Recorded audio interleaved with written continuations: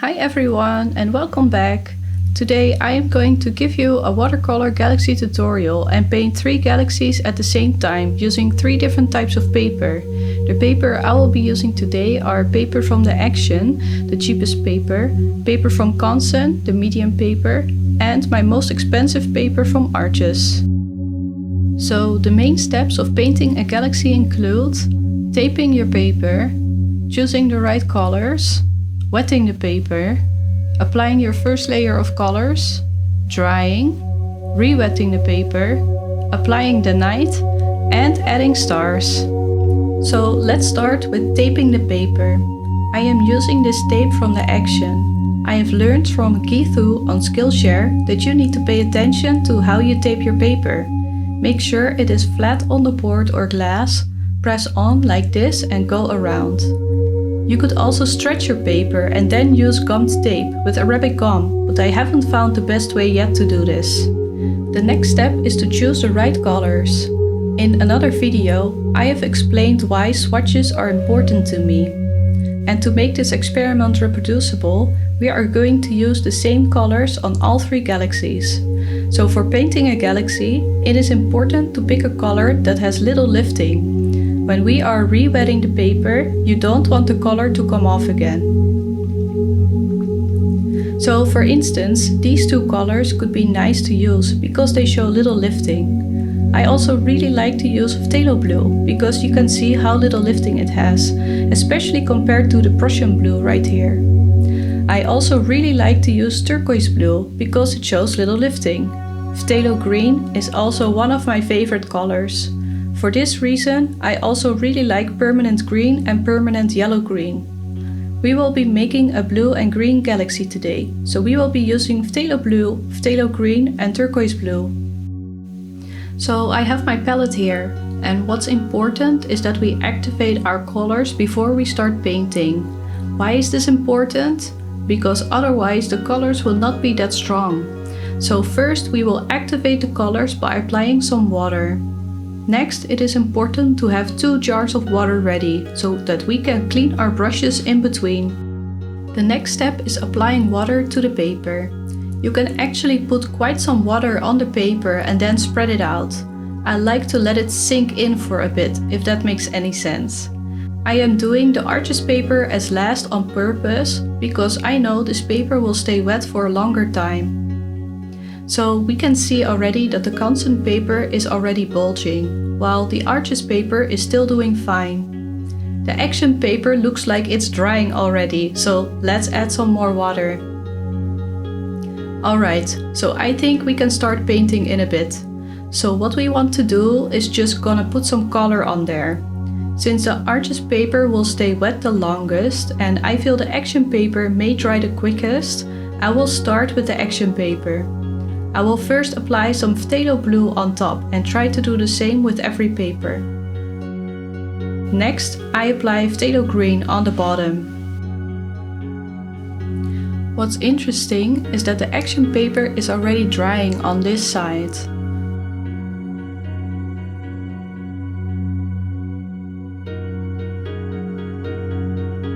What we can see now is that the Action paper and the Canson paper both are bulging.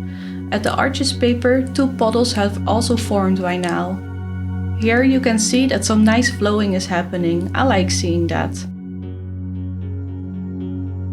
And as I said here, it's already starting to dry. I will show you by applying some color there. You will see that very little diffusion will happen. Also, I am bringing up the phthalo green because I would like to mix the colors a bit.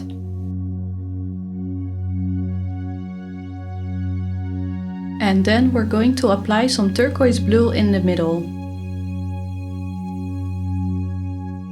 Here you can clearly see that the paint is going with the warping of the paper. It doesn't look very nice. You can also see here that the Canson paper is starting to dry a bit. The Arches paper is still gonna be wet though. Hopefully you can see the differences between the papers clearer with this close-up.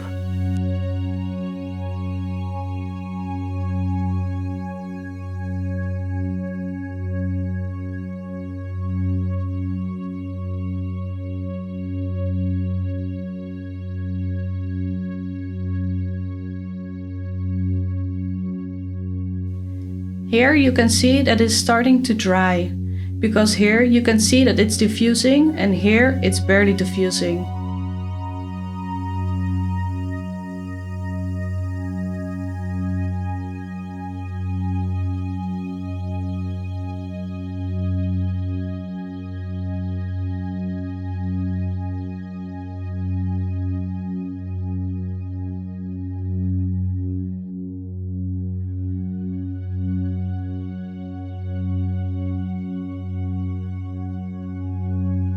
You can see here that it's already completely drying out, but we're still gonna try to make something out of it.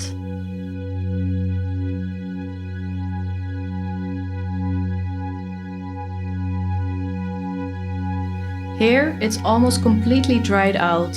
You can see that here there's a sharp line. So normally this would really nicely spread out. So you can see how dry the paper is now. So if I do this here, you can see that it's immediately spreading out. So I will add a bit of water to my brush and I'm just gonna re-wet the paper a bit. Because here it is still wet, see? So I'm trying to kind of mingle the already dried parts with the parts that are still wet, to still create something that looks okay.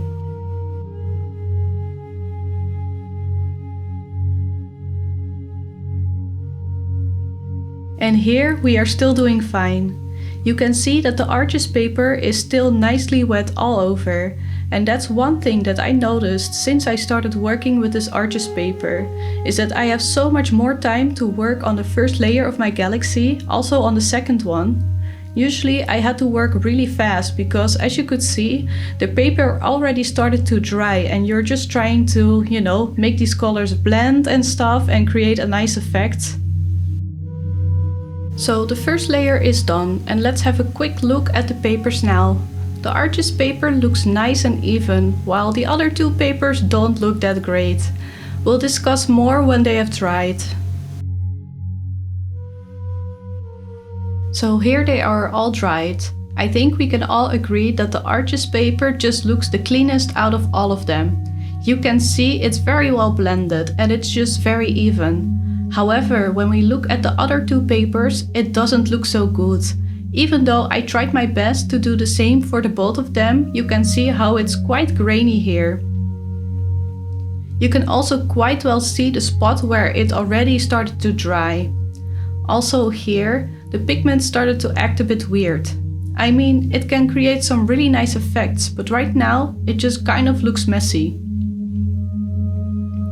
So what I can say at this point is that if you started using watercolors and you're following a tutorial and you're like, hey, what I'm doing doesn't look the same as what they're doing, this could be because of the different type of paper they and you might be using.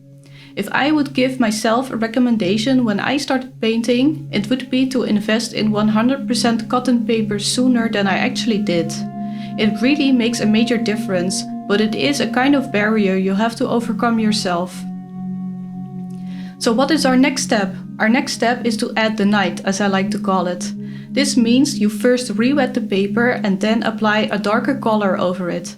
I got this tip from a tutorial from which I will put the link in the description. We will be using one of my favorite colors, which is indigo. I will be using watercolor from a tube because I have to work 3 galaxies at the same time. Using watercolor straight from a tube results in a more intense color. So when you're painting with watercolors, it is important that you are consistent with your consistency, if that makes sense. And that is something that I'm still learning myself, but I do try to pay attention to this. So the first step is to re-wet the paper. This is always a delicate process, so I'll be using my big brush. Why is this a delicate process? Because there is a chance that your paper or your watercolors will lift from the paper. And so far, in my experience, the arches paper is the best to work with. I will start wetting the arches paper, because if I leave that one for a bit, it will still be okay. I think the other two papers are going to be a bit more of a problem for me.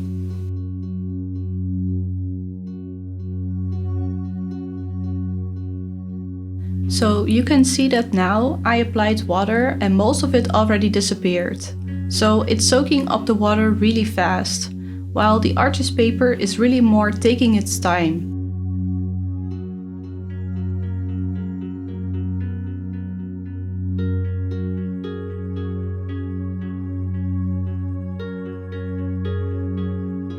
You can see here that the color is coming off the paper.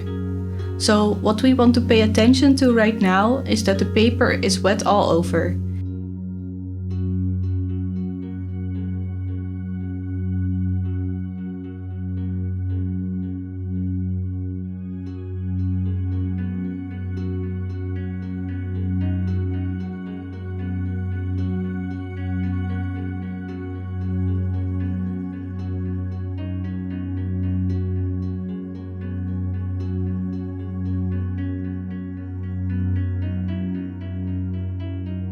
You can see that with the artist paper it's pulling a bit in the corners, but that's okay for me. Overall, it looks like it is wet everywhere. When we look at the Canson and the cheapest paper here, you can see that they are bulging. I can see that some weird patterns are showing here, and at some places they already started to dry. Here I am checking the consistency of my paint.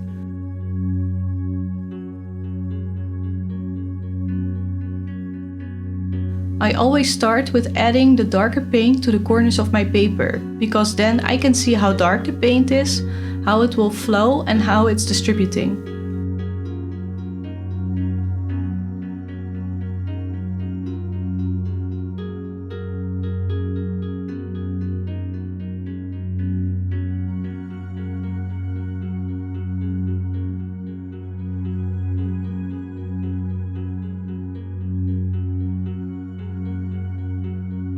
Here you can see that I added quite some water to the paper, so I might remove some water in a bit. So to do that, just make sure your brush is not super wet, but a bit damp. Also make sure that it's clean, and then you can just use your brush like that to remove some of that excess water. And then you dab it on a paper towel, as you can see here. So this way I can very carefully remove that excess water. And then I'm going to apply a bit more of the indigo.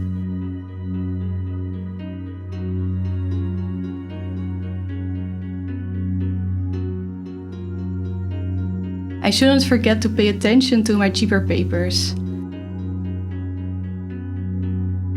And what's happening right now here with the action paper, the cheapest one, is that the paper is coming off a little bit. I don't know how to explain it, but it's really annoying. It's like the fibers are coming off or something.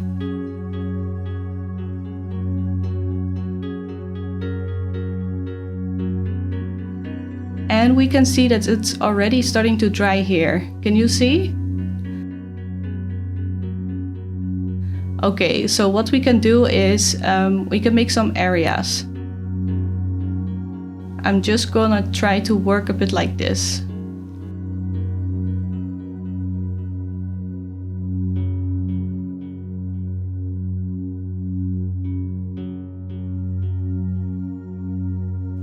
These galaxies don't have to be perfect, because this is just about showing you the differences in the paper. That is my goal for today, not to make a super pretty galaxy.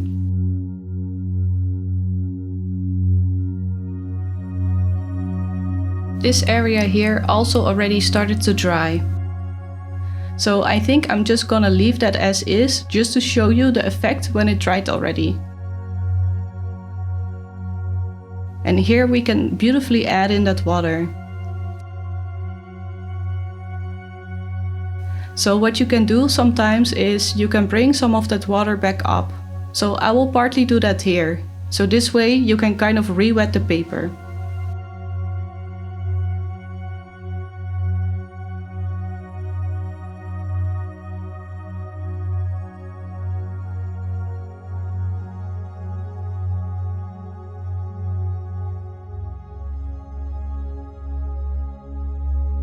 We can see that the artist paper is still very nice, evenly wet. I think it's starting to dry a little bit. So what I'm gonna do is very carefully apply some water with this wet brush.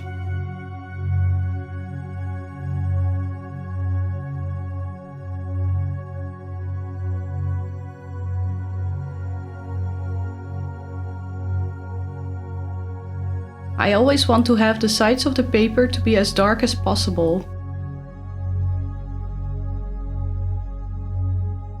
And then we're going to try to create the same areas here. So I just added some water to my brush because I wanted to dilute this a little bit. Can you see how beautifully this is flowing here?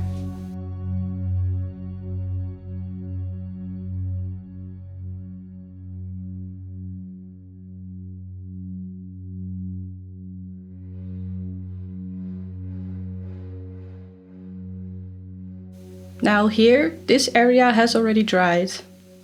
Here I feel like it's not dark enough, so I'm adding a bit more indigo. Since this area was already drying, you will see clear differences when the painting has completely dried compared to areas that were wetter when I was applying the indigo.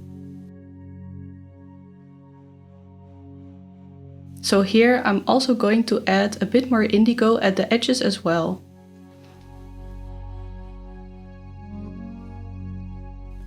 What we can do now is have a little bit of fun. I've been watching other artists that have been painting galaxies, and they actually played a bit with some water. I thought it could be fun to show you the effects on different kinds of paper. I will be using a smaller brush, the Princeton Heritage Round size 2 brush.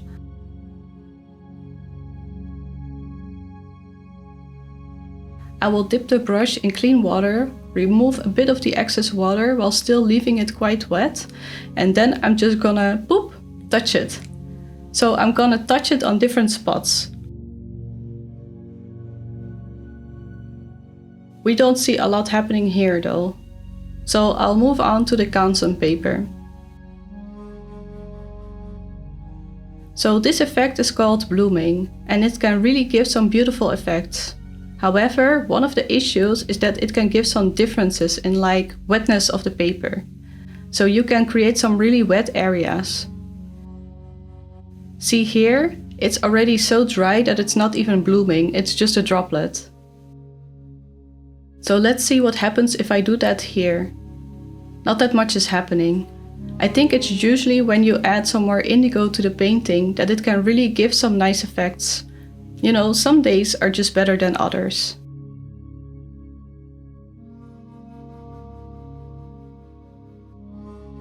Okay, so I think we should leave it at this. And I think the differences are pretty clear. So we should let this dry for a bit.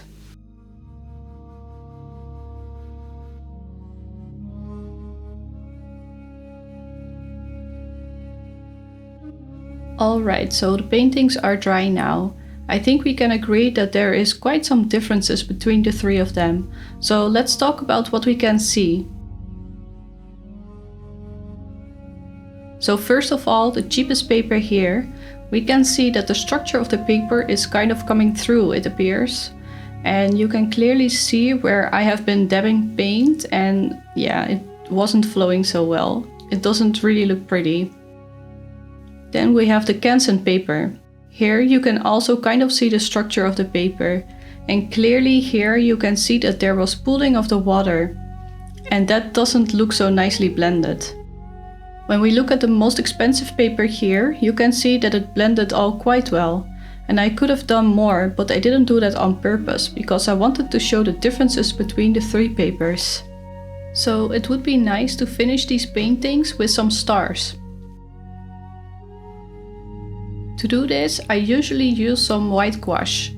I will be using this one. I just dilute it a bit in a small cup. Then I splatter with my brush.